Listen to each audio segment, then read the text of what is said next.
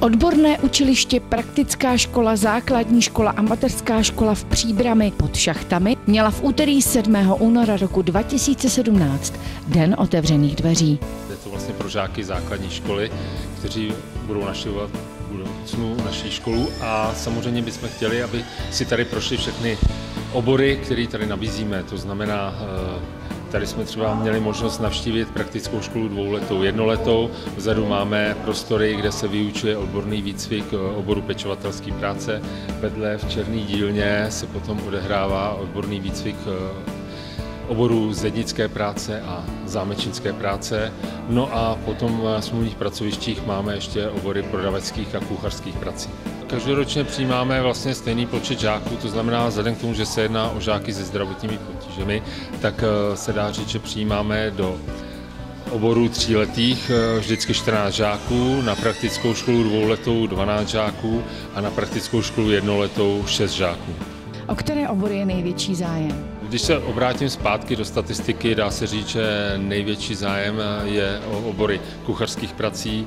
V poslední řadě trošku upadá zájem o pečovatelské práce, naopak se zvedá zájem o černé obory, jako jsou zámečnické a zednické práce. Dá se říct, že žáci nás navštěvují z celého okresu, to znamená, hlavní dodavatelem jsou základní školy praktické, kde mají žáky se speciálními vzdělávacími potřebami, a to jsou Hořovice, je to Sedlčansko, samozřejmě Rožmital, Příbram, Dobříš.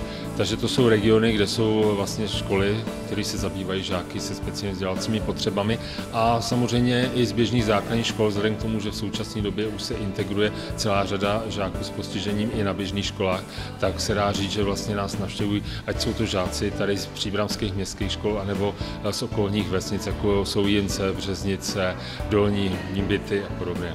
Samozřejmě dneska máme teda Den otevřených dveří, ten jsme naplánovali jenom jeden den, s tím, že vzhledem k tomu, že se jedná o menší počet zájemců než na běžné školy maturitního typu, tak se dá říct, že vycházíme vstříc rodičům v tom, že vlastně můžou navštívit naši školu kdykoliv po individuální domluvě, buď se zástupcem nebo se mnou, a pak teda můžou přijít kdykoliv, a my se jim tady věnujeme, provedeme jim jak teorii, tak i úsekem odborného výcviku.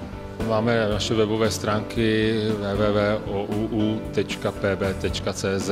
kde jsou veškeré nabídky učebních oborů, jsou tam veškeré tematické plány, to znamená, podle jakých osnov se zde učí, a mají tam možnost se seznámit i s aktuálním stavem po prvním, případně druhém kole přijímacího řízení.